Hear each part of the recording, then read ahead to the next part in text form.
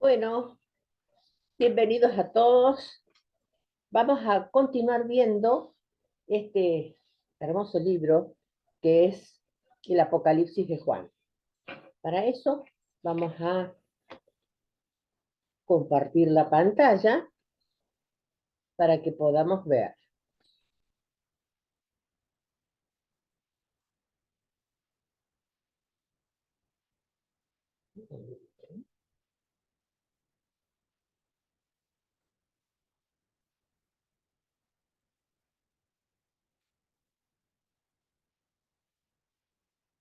Bueno, ahí tenemos el título, así que bueno, vamos a ver entonces. La bibliografía que tomé es la de Ariel Álvarez Valdés. Es un curso que hicimos sobre el Apocalipsis de Juan.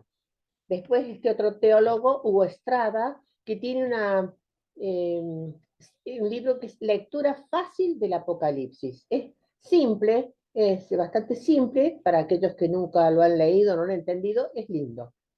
Después está Jean-Pierre Prévost, que también es un libro muy bueno sobre el Apocalipsis. Estos dos libros están en PDF, los pueden bajar, por lo menos estaban hasta hace poco.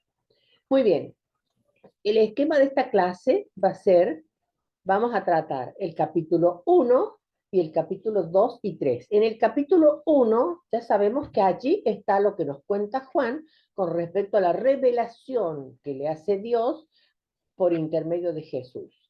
Ahí vamos a ver cómo la hace, cómo le llega a Juan estas visiones. Y en el capítulo 2 y 3 va a cumplir algo de lo que le sugiere Jesús, lo que debe hacer, que dice Jesús, las cartas a las 7 iglesias. Muy bien, nos vamos a hacer una pequeña introducción para recordarnos lo que hemos estado viendo. 19 siglos hace que un cristiano llamado Juan, que no es el Juan que nosotros conocemos en la Biblia, ni es el Juan apóstol, ni el Juan Bautista, ni el Marcos, que su segundo nombre era Juan, sino es un cristiano, posiblemente un judeo cristiano, que escribe, con un tal Juan, que escribe todas estas visiones que él tiene, las pone en un compendio y forma este libro del Apocalipsis, que para nosotros está al final de la Biblia. Y en este relato que él pone, cuenta que un día vio una puerta abierta en el cielo y oyó una voz estridente que lo invitaba a subir para que conociera cosas que iban a suceder. Allí entonces cuenta que vio a Dios sentado en su trono con un libro enrollado en sus manos y cerrado con 7 sellos. Estas visiones que Jesús le entrega a Juan, son revelaciones que le ha dado Dios. ¿Y por qué las hacía? Porque era un mensaje de aliento y esperanza que tenían en su significado. En esos momentos críticos, recuerden ustedes, en el año 95 con Domiciano, que estaban siendo perseguidos muy fuertemente. Por lo tanto, esto era un mensaje de aliento y esperanza, pero también era de advertencia, porque estaban apareciendo muy fuertemente las primeras herejías, que eran los nicolaitas y los jezabelitas, y eran introducidos a la iglesia por los falsos profetas. Y Juan, en el prólogo, dice que justamente quiere que sepan todos que por medio de Jesús, Dios le ha entregado estas revelaciones para que las pongan en el Apocalipsis, que es una palabra griega, como ya dijimos, que quiere decir revelación de algo que estaba oculto. Muy bien, sigamos. ¿Y cómo presentó Juan este mensaje de esperanza? Ya lo dijimos, en clave, porque obviamente estaban siendo perseguidos y entonces él tenía que comunicarse con esa comunidad, dándole el mensaje de cómo se iban a convertir, del mensaje de aliento, de esperanza, en clave, porque si no, corrían riesgo sus vidas. Él, en esa generación entendía perfectamente lo que Juan les escribía en clave. Y vemos también que hizo una excelente estructura literaria en cuanto a cuando escribió, que lo vimos en la clase anterior, y que yo lo resumo para más o menos tener idea. Vemos que hay un prólogo y un epílogo. El prólogo está en el capítulo 1 y el epílogo en el capítulo 22. En el medio está realmente lo sustancioso, o sea, en el capítulo 1 está lo que ha visto, ahí las visiones que cuenta Juan que ha tenido y las cosas que le pide Jesús que haga. En el 2 y 3 es lo que es, o sea, el cumplimiento de esas visiones, esas sugerencias, esas órdenes que le da Jesús. Y del 4 al 22, lo que va a suceder. Ahí hay otras visiones que se van a dirigir a la Iglesia Universal. Y después termina, por supuesto, en el epílogo. Muy bien. Dicho esto, que ya nos hemos puesto en contexto, hemos recordado lo anterior, vamos a ver entonces qué dice el primer capítulo, que es la revelación de Jesús. Acá está lo que ha visto. O sea, Juan ha visto estas cosas y nos va a contar. ¿Y cómo lo va a hacer? Va a ir sugiriendo distintos títulos. Revelación de Jesús, mensaje a las 7 iglesias, el alfa y la omega, el éxtasis que tiene un día domingo, Jesús que está entre 7 candelabros, y se presenta como el primero y el último. Muy bien. Vamos a leerlo para recordar entonces qué decía. Esta es la revelación que Dios ha entregado a Jesucristo para que muestre a sus siervos lo que tiene que suceder pronto. Dio la señal enviando un ángel a su siervo Juan.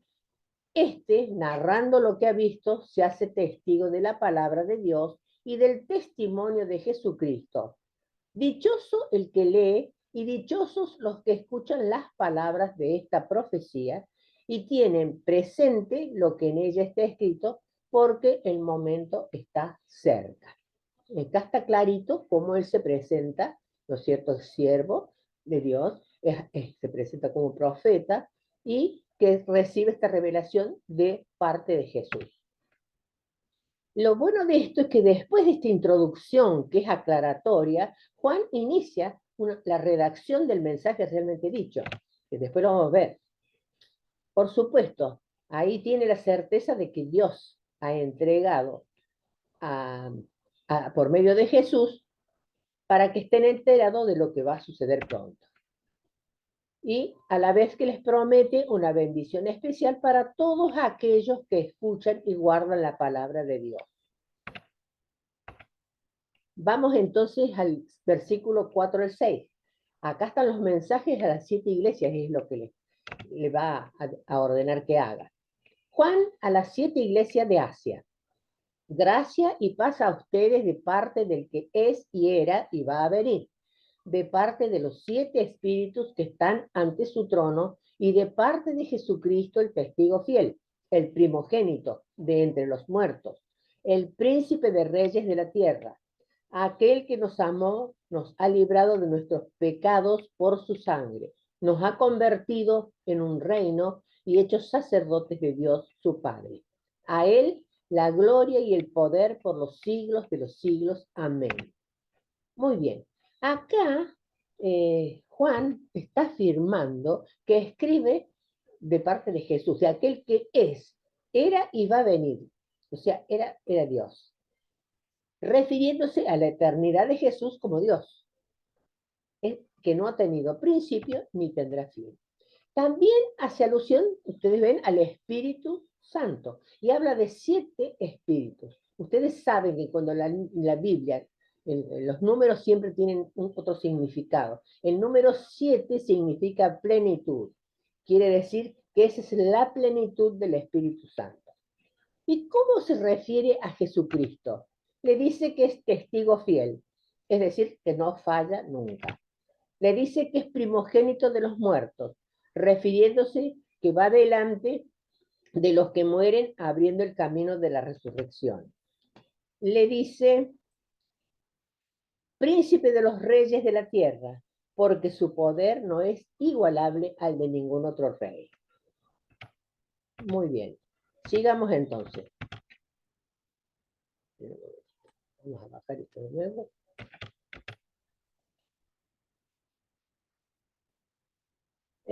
Vamos a ver el versículo 7 al 8. El alfa y la omega. Acá va a ser mención Juan a la segunda venida. Ellos en esta etapa del siglo esperaban que Jesús tuviera una segunda venida. Recuerden ustedes que si bien Jesús vino por primera vez, el mundo siguió con la misma problemática, quizás peor porque los perseguían, tenían hambre, en fin, estaban totalmente marginados. Entonces ellos esperaban que Jesús volviera para solucionar estos problemas. Acá hace mención Juan a esto. Miren, dice, Él viene en las nubes, todo ojo lo verá, también los que lo atravesaron. Todos los pueblos de la tierra se lamentarán por su causa. Sí, amén. Dice el Señor Dios. Yo soy el alfa y la omega, el que es, el que era y el que va a venir, el todopoderoso. Entonces, repetimos que habla de la segunda venida, que va a venir gloriosamente en las nubes. Pero lo importante de este relato es que pone en evidencia, cuando pone a los que atravesaron, se refiere a quienes condenaron y mataron a Jesús, lo crucificaron. Porque ahora se van a dar cuenta de la equivocación que tuvieron y del pecado que cometieron al considerarlo un blasfemo, porque Él va a regresar ahora para juzgar a todos los pueblos. Luego, está cómo se presenta Dios. El alfa, que es la primera letra del alfabeto griego, y la omega, que es la última letra, con lo cual quiere decir que es el principio y el fin de todo. Es la eternidad, es el Todopoderoso.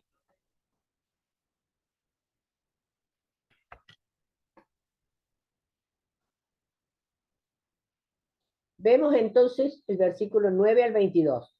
Acá va a contar un éxtasis. Acá empieza a compartir entonces lo que le está sucediendo. Dice, yo Juan, hermano de ustedes y compañero en la tribulación, en el reino y en la constancia en Jesús, estaba desterrado en la isla de Patmos por haber predicado la palabra de Dios y haber dado testimonio de Jesús. Un domingo caí en éxtasis y oí a mis espaldas una voz potente como una trompeta que decía, lo que veas, escríbelo en un libro y envíeselo a las 7 iglesias, Éfeso, Esmirna, Pérgamo, Tiatira, Sarde, Filadelfia y la Odisea. Entonces, cuenta acá que está exiliado en Patmos, ya sabemos por qué. Lo estaban persiguiendo, ya dijimos, en la época de Domiciano. En esta visión que él tiene, escucha esa voz potente que le ordena escribir lo que ve. Ahí escucha la voz de Dios. Para que después ese mensaje lo lleve a todas las iglesias. Muy bien. Continuemos. Vamos al versículo 12 al 16. Entre 7 candelabros. Va a empezar a detallar entonces qué es lo que vio en el éxtasis. Dice, me volví a ver quién me hablaba, y al volverme vi 7 candelabros de oro, y en medio de ellos, como a un hijo de hombre, vestidos de larga túnica con un cinturón de oro a la altura del pecho. El pelo de su cabeza era blanco como lana, como nieve.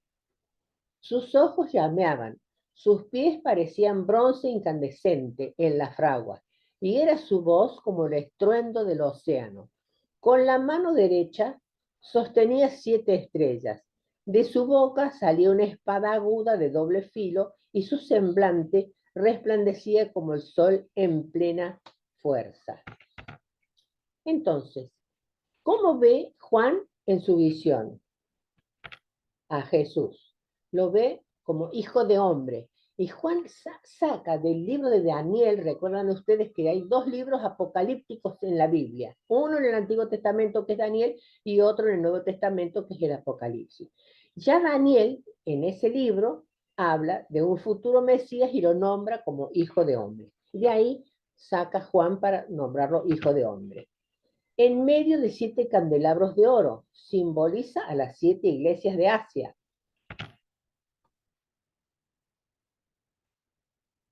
Con túnica blanca y cinturón de oro, eran vestiduras propias de un sacerdote. Vamos a pasar. Tenía pelo blanco, que era signo de antigüedad, de eternidad. También era un rasgo de sacerdote. Ojos como de fuego, porque todo lo ve, todo lo observa. Pies de bronce, porque era inamovible, permanece fiel a sus promesas. Voz como el estruendo del mar, porque su voz va a seguir escuchando poderosamente a través de todos los siglos. 7 estrellas en su mano derecha. Estos eran los ángeles que cuidaban a las iglesias, a las 7 iglesias que nombramos. Y significaba entonces ese cuidado especial que iban a tener los pastores o dirigentes de esas iglesias con sus comunidades. Y de su boca sale una espada de doble filo, porque su palabra se introduce hasta lo más profundo del alma humana. Vamos entonces al versículo 17 al 21, cuando le dice que no tema. Acá ha tenido un impacto Juan cuando ha tenido estas visiones, obviamente, y acá nos cuenta.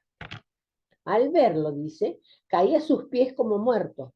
Él puso la mano derecha sobre mí y dijo, yo soy el primero y el último. Yo soy el que vive, estaba muerto y ya ves, vivo, por los siglos de los siglos, y tengo las llaves de la muerte y del Hades. Escribe, pues, lo que veas, lo que está sucediendo y lo que va a suceder más tarde. Este es el simbolismo de las 7 estrellas que viste en mi diestra y de los 7 candelabros de oro. Las 7 estrellas significan los ángeles de las 7 iglesias y los 7 candelabros, las 7 iglesias. Él cae desmayado. Cuando tiene esta visión, se desmaya.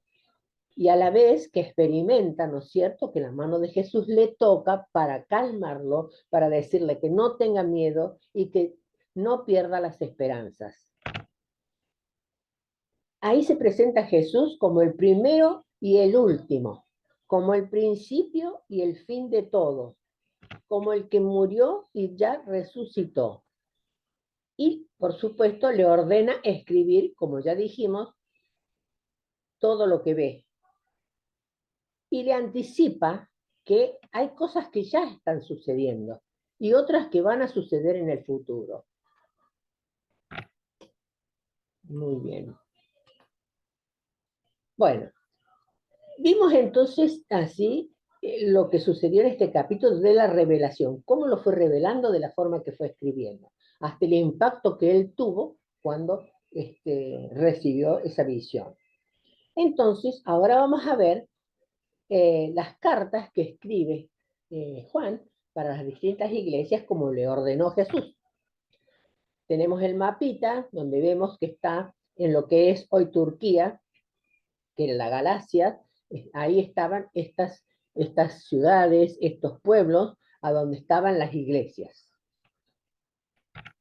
Este otro mapita estaban unidas siempre por carreteras, por caminos, porque eran centros muy importantes, tanto culturales como comerciales. Entonces estaban ligados unos con otros. Muy bien. Repitamos entonces cuáles eran las 7 iglesias. Éfeso, Esmirna, Pérgamo, Tiatira, Sardes, Filadelfia y la Odisea. Y por supuesto volvemos a repetir que están todas ubicadas en lo que es actualmente Turquía. Vemos entonces que cuando escribe las 7 cartas es en el capítulo 2 al 3 lo que va a hacer Juan con todas esas visiones que tuvo. Estas cartas van a constar de 7 puntos que la tienen todas. Son iguales en su estructura y tienen 7 puntos que son casi iguales. ¿Cuáles son? Hay una orden de escribir a un ángel. Siempre ustedes van a ver que el ángel es el que le está transmitiendo el mensaje. Los títulos del remitente, lo positivo y negativo de la comunidad, lo primero que se fija, lo que está mal, lo enemigo de la comunidad, la invitación a convertirse, la advertencia final y las promesas al vencedor. Ese es el camino que casi todas las cartas siguen. Eh, Esto es lo que Jesús entonces les hace llegar por medio de Juan, para que las iglesias hagan una revisión de su vida, para que vean sus errores, para vean cómo convertirse, y lo va a hacer, lo vamos a ver después, en 4 pasos muy, muy característicos, que son, primero que nada, va a alabar sus virtudes, después que dice el ángel, tal cosa, va a alabar sus virtudes, después señala sus errores, después les indica el camino de la conversión, y después le va a decir, al terminar, que les va a dar alguna promesa, les promete algo si hay conversión, obviamente. Pero por supuesto se preguntaron los exégetas si eran cartas propiamente dichas, porque al compararlas con las otras cartas que tenemos, las de Pablo, de Santiago, la de Pedro, etcétera, no tienen los mismos elementos característicos de la literatura epistolar que tienen las otras, porque las otras tienen un saludo inicial y buenos deseos.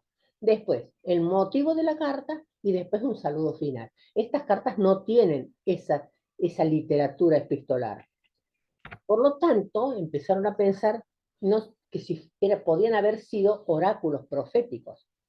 Si bien no tenían ese género literario, tampoco eran tan oráculos proféticos, pero sí que tenían un tenor y un talante profético.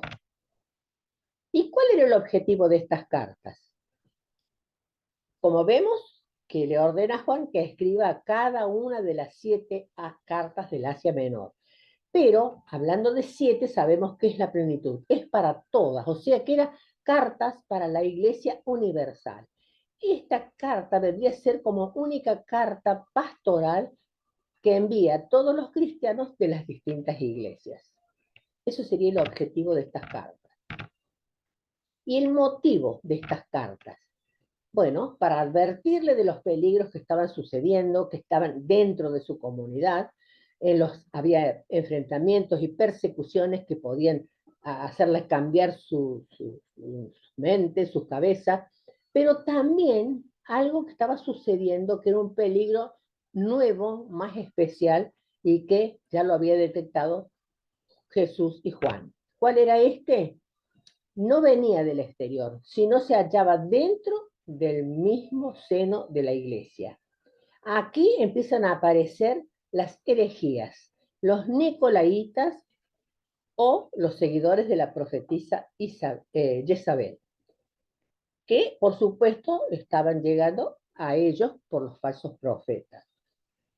Acá vamos a aclarar un poquito lo que era cada uno de ellos para que sepamos. Bueno, miren, los nicolaitas eran grupos de personas o sectas, posiblemente discípulos de un hereje llamado Nicolás, y eran adeptos a las doctrinas perniciosas que se introdujeron por Éfeso y Pérgamo. Seguían la doctrina de Balaam, que enseñaba a los cristianos desde un principio de libertad para ser más libre, que podían comer carnes sacrificadas a los ídolos y permitirse actos inmorales. Y instigaban a los cristianos a no observar las prescripciones del Concilio de Jerusalén que se llevó a cabo en el año 50, donde había quedado reglamentado, digamos, todo lo que tenía que hacer un buen cristiano. En cuanto a Jezabel, Juan toma el nombre, había una profetisa ya en el año 95 que tenía unas características semejantes a esta mujer que voy a explicar. Entonces Juan le pone el nombre de Jezabel, ¿por qué? Porque esta mujer estaba casada con el rey Ahab, allá en el Antiguo Testamento, en el reino del norte. El Ahab era del reino del norte. Era una mujer sumamente poderosa, Por supuesto, era también reina, era idólatra, era perseguidora, era dominante, era bastante inescrupulosa, y que con su influencia enseñaba al pueblo que los ídolos levantados eran dioses que gobernaban con poderes místicos. Ella persuadía a su esposo, al rey, para que permitiera templos y ritos paganos de los Baales con los cuales llevaba al pueblo a la idolatría, la corrupción, la prostitución y la inmoralidad sexual. Esto era por eso Juan le coloca porque esta profetisa era la que estaba diciendo lo mismo que esa Jezabel del Antiguo Testamento que está en el libro de los Reyes, en el 1 de los Reyes, en el capítulo 18 al 21. Bueno, muy bien. ¿Y cuál era ese peligro que corría en ese momento también? Había un pensamiento distinto, que era la gnosis. ¿Qué sostenía la gnosis? Que el alma estaba encerrada en el cuerpo. El cuerpo y el alma eran dos cosas distintas. El cuerpo era como una prisión. Por lo tanto, era posible, sin inconveniente alguno, exponer el cuerpo, o sea, portarse mal con el cuerpo, porque allí no estaba el verdadero ser, el verdadero yo del hombre. Y podemos agregar que, por ejemplo, aquí surge el marcionismo, que decían que Cristo no era humano, que Jesús era hombre humano, pero Cristo era una entidad separada que entró en el cuerpo de Jesús y lo abandonó tras su muerte en la cruz.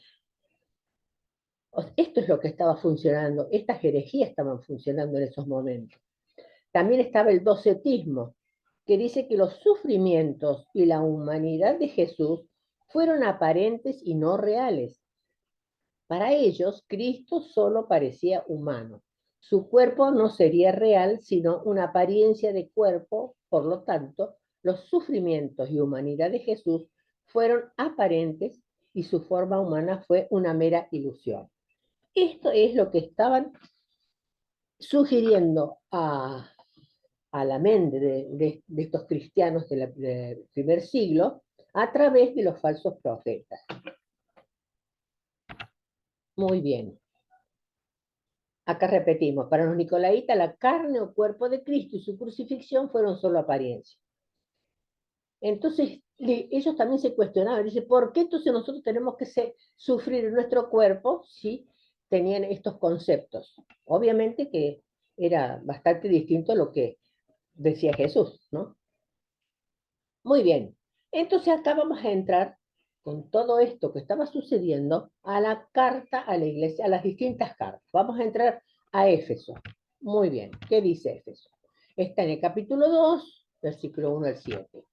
El ángel de la iglesia de Éfeso escribe así: esto dice el que tiene las 7 estrellas en su mano derecha y anda entre los 7 candelabros de oro. Conozco tus obras, tu fatiga y tu perseverancia. Sé que no puedes soportar a los malvados, que pusiste a prueba a los que se llaman apóstoles sin serlo y descubriste que eran embusteros. Eres tenaz, has sufrido por mí y no te has rendido a la fatiga. Pero tengo en contra tuya que has abandonado el amor primero. Recuerda de dónde has caído, arrepiéntete y vuelve a proceder como antes. Si no, como no te arrepientas, vendré a quitarte tu candelabro de su sitio. Es verdad que tienes una cosa a tu favor. Aborreces las prácticas de los nicolaitas, que yo también aborrezco. El que tenga oídos, oiga lo que dice el Espíritu a las iglesias. Al que salga vencedor, le concederé comer del árbol de la vida que está en el jardín de Dios. Bueno, acá fíjense lo que dijimos hace un rato, cómo va a recorrer, primero va a elogiar, después va a criticar, después va a prometer. Vamos a ver entonces qué dice. Primero vamos a decir qué era Éfeso en ese momento. Era ciudad y puerto muy importante de Asia Menor. Ahí tenían una diosa que se llamaba Artemisa y ahí llegaban a pedir los amuletos para la suerte y todo lo demás. Recuerden que aquí fue una de las iglesias fundadas por Pablo, a pesar del paganismo que había en esos momentos. ¿Qué dice entonces Jesús a través de Juan? ¿Qué le dice de esta iglesia? ¿Qué va a elogiar? Su tenacidad en conservar la línea del Evangelio, descubrir a los falsos profetas y el permanente combate contra las nicolaitas. ¿Qué va a criticar? La pérdida del fervor primero. Claro, ese apasionamiento de los primeros tiempos se fue enfriando. Han perdido, dice, el primer amor a Cristo expresado en las primeras obras de fidelidad. Se han debilitado. ¿Qué propone? Un camino de conversión, que se conviertan, que vuelvan a Dios, a la casa del Padre, y que vuelvan a ser los de antes, con esa fuerza para poder defender. ¿Y qué les advierte? Que si no lo hacen, serán removidos y excomulgados. Va a sacar el candelabro. Y les promete a los que salgan vencedores tendrán parte en el árbol de la vida. El árbol de la vida es ese nuevo Jerusalén. Es cuando, acuérdense cuando hablamos de que lo que se promete es una nueva forma de vivir. Ese es el árbol de la vida. Muy bien. Sigamos. Vamos a ver entonces la iglesia, la carta a la iglesia de Esmirna. En el versículo 8 al 11. El ángel, ¿vieron? Todos empiezan así. El ángel de la iglesia de Esmirna escribe así. Esto dice el que es el primero y el último, el que estuvo muerto y volvió a la vida. Conozco tus apuros y tu pobreza, y sin embargo eres rico. Conozco también cómo te calumnian esos que se llaman judíos y no son más que sinagoga de Satanás. No temas nada de lo que vas a sufrir, porque el diablo va a meter a algunos de ustedes en la cárcel para ponerlos a prueba. Tus apuros durarán 10 días. Sé fiel hasta la muerte y te daré la corona de la vida. Quien tenga oídos, oiga lo que dice el Espíritu de las iglesias. El que salga vencedor no será víctima de la muerte segunda. Vamos a ver qué quiere decir acá. Primero vamos a ver que Esmirna era una ciudad y un puerto próspero, leal a Roma, y acá Tiberio tenía un templo. Esos cristianos que había en Esmirna eran totalmente perseguidos y marginados. Vivían prácticamente en una pobreza, totalmente en contra con los judíos. ¿Por qué? Porque los veían como rivales en la religión. Y tan es así que era ese odio que demostraban que Jesús llega a llamar a estos sinagoga de Satanás. Muy bien. ¿Qué va a elogiar de Esmirna? De Esmirna va a elogiar casi todo porque es una de las iglesias modelo. Su constancia en ser fieles, que a pesar de que eran pobres y perseguidos, ellos eran ricos, porque esta tribulación, estas penas, los habían enriquecido espiritualmente. ¿Qué les va a proponer? A pesar de esta pobreza que estaban viviendo, que sean pacientes. ¿Por qué? Que no pierdan las esperanzas, que venzan ese miedo porque todo se va a arreglar. ¿Y qué les promete? Que si perseveran en su fidelidad, les dará la corona de la vida, que era un símbolo que premia el Señor, que solamente lo reserva para los fieles. ¿Y qué les garantiza? ¿Vieron que al final termina hablando de la segunda muerte? Les garantiza que no van a padecer esa segunda muerte. Ellos consideraban que la segunda muerte era la condenación eterna, era la muerte eterna. Entonces, él les garantiza que si hacen todo eso, no van a tener esa muerte eterna, van a tener una resurrección. Muy bien, sigamos. Vamos entonces a la carta a la iglesia de Pérgamo. Primero vamos a ver, entonces, nos vamos a leer primero. El ángel de la iglesia de Pérgamo escribe así. Esto dice el que tiene la espada aguda de 2 filos. ¿Se acuerdan lo que hemos dicho? Este es Jesús también. Sé dónde habitas, donde Satanás tiene su trono. A pesar de esto, te mantienes conmigo y no renegaste de mi fe, ni siquiera cuando a Antipas, mi testigo fiel, lo mataron en la ciudad de ustedes, morada de Satanás. Tengo, sin embargo, algo en contra tuya. Tienes ahí algunos que profesan la doctrina de Balaam, el que enseñó Balac a tentar a los israelitas, incitándolos a participar en banquetes idolátricos y a fornicar. Además, otra cosa, también tú tienes a algunos que profesan la doctrina de los nicolaitas. A ver si te arrepientes, que si no, iré enseguida y los combatiré con la espada de mi boca. Quien tenga oídos, oiga lo que dice el Espíritu a las iglesias. Al que salga vencedor, le daré maná escondido y le daré también una piedrecita blanca. La piedrecita lleva escrito el nombre nuevo que solo sabe el que lo recibe. Muy bien. Veamos entonces. Pérgamo entonces era un centro cultural muy importante. Ahí tenían un dios que se llamaba Esculapio y que parece que curaba enfermos y querían que se nombraran Salvador. Por supuesto, esto no chocaba muchísimo en los cristianos y no lo hacían y por lo tanto eran perseguidos. ¿Qué critica acá? Su tolerancia con otros dioses, porque dice que conviven con Balaam y las sectas nicolaitas. Les va a advertir que si no se convierten, los combatirá con la espada que sale de su boca. Sabemos que Jesús tiene esa palabra tan fuerte. ¿Qué les dice? Que a los vencedores les va a dar el maná escondido. Acá se retrotrae hacia alusión al Antiguo Testamento cuando Dios les proporcionó alimento, los alimentó a un pueblo hambriento con el maná. Acá dice lo mismo, pero este maná, esto que promete un nuevo maná, es el del Nuevo Testamento, es la Eucaristía, el alimento espiritual que Jesús proporciona a los cristianos. El que se encuentra personalmente con Jesús es convertido en nueva persona, tiene un nuevo nacimiento. Eso es lo que le promete Jesús a través de Juan. Muy bien, sigamos. Vamos entonces a la iglesia de Tiatira.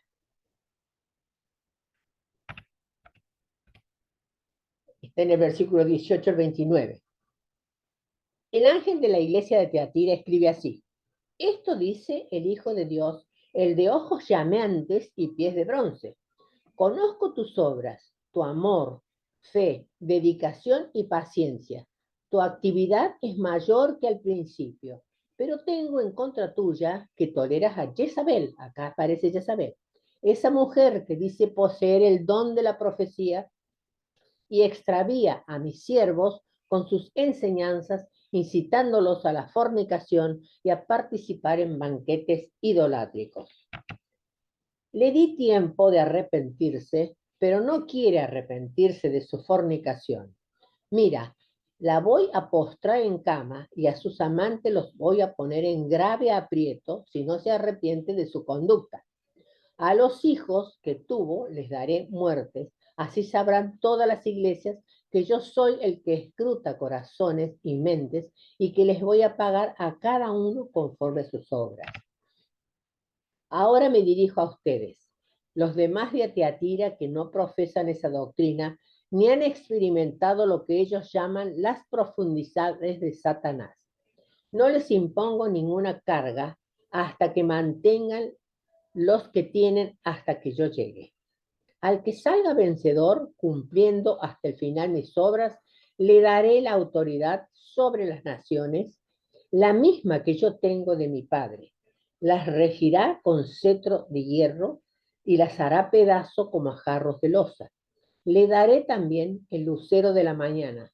Quien tenga oídos, oiga lo que el Espíritu dice a las iglesias. Bueno, como ven ustedes, es bastante serio lo que les dice.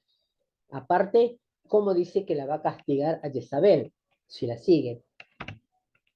Muy bien. Vamos a ver, explicar un poquito. Primero vamos a decir que Tiatira es una ciudad sumamente comercial. Es alabada por su fe, amor y buenas obras. Pero, ¿qué pasa acá? hay un problema serio que es esta mujer, esta profetisa que, como dijimos hace un rato, Juan la bautiza como Jezabel.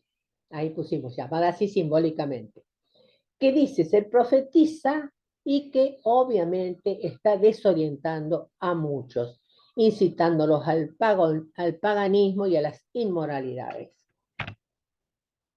Este gran problema que tiene Teátira es pelear contra esto, luchar contra esto y conservarse pura en medio de este mundo totalmente contaminado y lleno de herejías. Entonces, ¿qué va a hacer ahí Juan, Jesús, indicándole a Juan? Va a elogiar su fe, amor y su lucha por las buenas obras. A pesar de todo, tiene fuerza Teatira para luchar. Va a criticar que se están dejando fascinar por Jezabel, que esta falsa profetisa, y los está desorientando e incitándolos a inmoralidades. Les va a advertir que no se dejen fascinar por ella, que deben enfrentarlo, porque si no, deberán enfrentar el juicio de Dios, porque Dios no tolera lo pecaminoso, pero también aclara que no lo va a hacer Dios en forma de venganza, sino como si fuera un reto paternal a sus hijos para corregirlo. Va a exhortar a los fieles a no seguir las doctrinas sectarias como las de los nicolaitas y le promete a los que perseveren en el camino de la fidelidad autoridad sobre las naciones y el lucero de la mañana. ¿Qué quiere decir esto? Les promete que van a seguir siendo honorables, que van a poder seguir siendo proclamando el Evangelio. No van a estar corruptos su mente ni sus cosas y van a tener esa luminosidad como el lucero de la mañana. Bueno, vamos entonces a carta a las iglesias de Sardes. Ya está en el capítulo 3, del 1 al 6. El ángel de la iglesia de Sardes se escribe así. Esto dice el que tiene los 7 espíritus de Dios y las 7 estrellas. Conozco tus obras, tienes nombre como de quien vive, pero estás muerto. Ponte en vela, reanima lo que queda y está a punto de morir. Pues no he encontrado tus obras perfectas a los ojos de mi Dios. Acuérdate, por lo tanto, de cómo recibiste y oíste mi palabra. Guárdala y arrepiéntete, porque si no estás en vela, vendré como ladrón y no sabrás a qué hora vendré sobre ti. Ahí en Sardes tienes unos cuantos que no han manchado su ropa. Ellos irán conmigo vestidos de blanco, pues se lo merecen. El que salga vencedor se vestirá todo de blanco, y no borraré su nombre del libro de la vida, pues ante mi Padre y ante los ángeles reconoceré su nombre. Quien tenga oídos, oiga lo que dice el Espíritu de las iglesias. Muy bien, vamos a ver qué dice. Era una ciudad rica, totalmente volcada al placer y a la sensualidad. Y solamente había un grupo que era el que se portaba bien. Y como dice allí, conservaba sus vestiduras limpias. ¿Qué critica? Que tiene una iglesia, dice que parece viva, pero que está muerta, porque ese pecado ha invadido totalmente a la comunidad. ¿Qué les propone? Volver a la palabra que les fue predicada para salvarse, que se arrepientan en una conversión sincera. Por eso, deben estar en vela significa que estén atentos para no recaer nuevamente a ese estado de pecado, estado de muerte, a ese pecado mortal. O sea, que estén siempre alertas. ¿Y qué les promete? A aquellos que perseveren y puedan salir, no los va a borrar del libro de la vida. O sea, siempre van a estar protegidos por él, en donde están escritos los nombres de los que son fieles a Dios, y que un día él mismo los confesará ante el Padre. Muy bien, vamos a la iglesia de Filadelfia, en el versículo 7 y 3, 7 al 13. El ángel de la iglesia de Filadelfia escribe así: esto dice el santo, el veraz, el que tiene la llave de David, el que abre y nadie cierra, cierra y nadie abre. Conozco tus obras, mira ante ti, mira, ante ti dejo abierta una puerta que nadie puede cerrar, pues aunque tu fuerza es pequeña, has hecho caso de mis palabras y no has renegado de mí. Haré que algunos de la sinagoga de Satanás, de esos que dicen ser judíos, pero es mentira, no lo son, vayan a postrarse ante ti y se den cuenta de que te quiero. Por haber seguido el ejemplo de mi paciencia, yo te preservaré en la hora de la prueba que va a llegar para el mundo entero y que pondrá a prueba a los habitantes de la tierra. Llego enseguida, mantén lo que tienes para que nadie te quite tu corona. Al que salga vencedor, lo haré columna del santuario de mi Dios, y ya no saldrá nunca de él.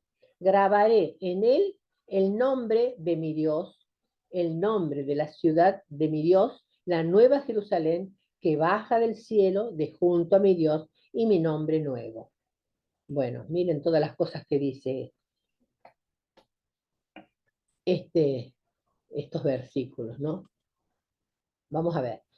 Filadelfia, entonces, era una ciudad muy importante, era el centro de difusión de la lengua y las letras griegas. Era una ciudad tranquila y acogedora. Y es la que más alabanza recibe de Jesús. Y las promesas también, obviamente. ¿Qué va a elogiar? Que sus habitantes han permanecido fieles a la palabra y al evangelio a pesar de todo esto que hemos visto, las herejías. Y se convierte, tan es así, que muchos judíos, dice, de la sinagoga, se convirtieron y descubrieron el amor a Jesús. ¿Qué les va a prometer? Esa puerta abierta, ¿para qué?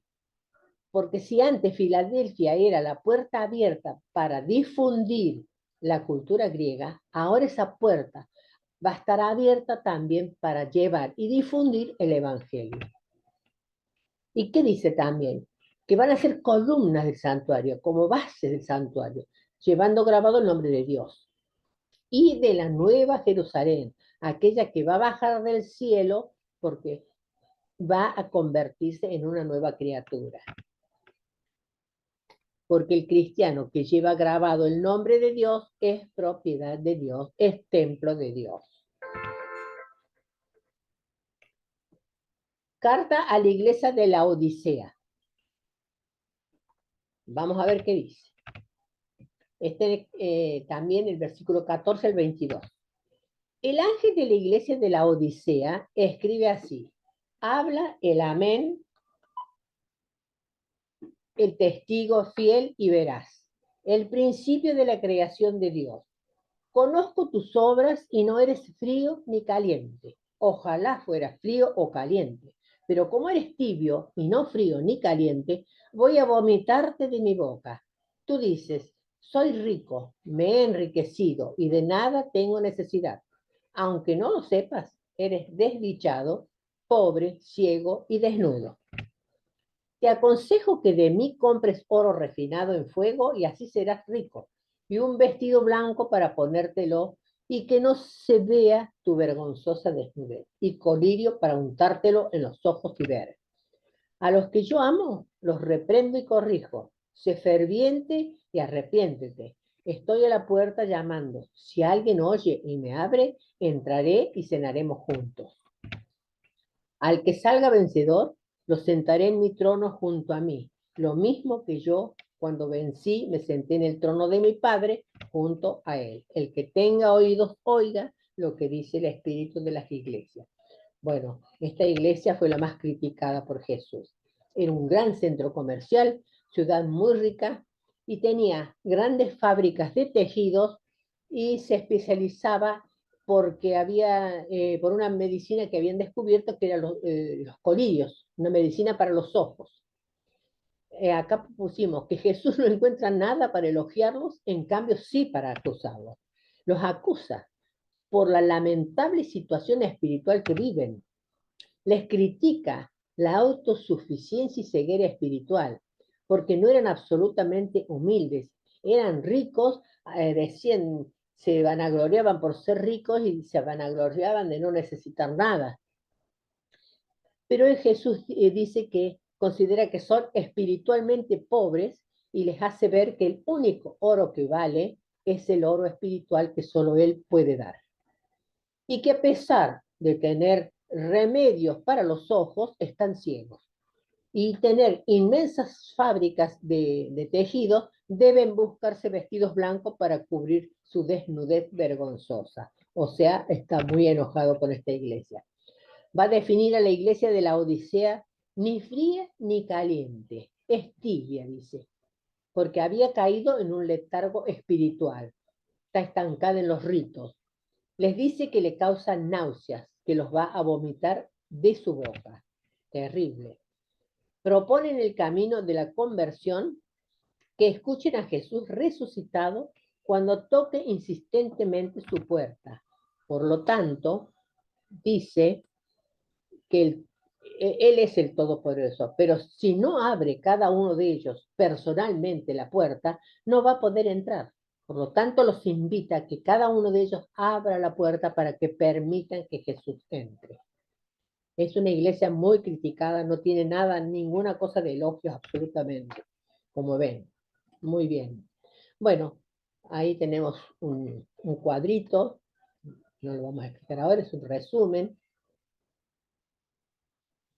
Bueno, la teología del Apocalipsis, un poco ya para ir finalizando, dice que podría resumirse de la siguiente manera. Por encima de todo, de las fuerzas maléficas que pretendían destruir el reino de Dios, está el plan de Dios, que se cumplirá al pie de la letra. No perder la esperanza. Es el mensaje de todo el libro. No perder la esperanza a pesar de las cosas terribles que le pasaban. Dios empuja esta historia para que todo se cumplimente en un cielo nuevo y una tierra nueva, que le representa esa nueva Jerusalén que va a bajar del cielo. Privarse de vivir según este mensaje es exponerse al pesimismo, que lleva a ser vencidos por las fuerzas demoníacas. Entonces, Jesús resucitado quiso que las comunidades cristianas, en medio de las peripecias, avanzaran fortalecidas con el mensaje esperanzador de estas revelaciones. Volvemos a repetir que realmente este libro es un libro de mensaje esperanzador. Como vimos, en todo les dice: no teman, esperen, tengan paciencia. Muy bien, sigamos. Bueno, y acá para terminar, que me pareció muy lindo, es una reflexión que tiene el doctor Álvarez Valdés, que me parece que es una reflexión que nos puede traer al día de hoy. Dice: el autor del Apocalipsis nos advierte que al venir Jesús al mundo, comenzaron los 1000 años del paraíso añorado. No lo vemos claramente, pero es posible descubrirlo con la fe, la misma que le ayudó a él a verlo, a Juan, ¿no?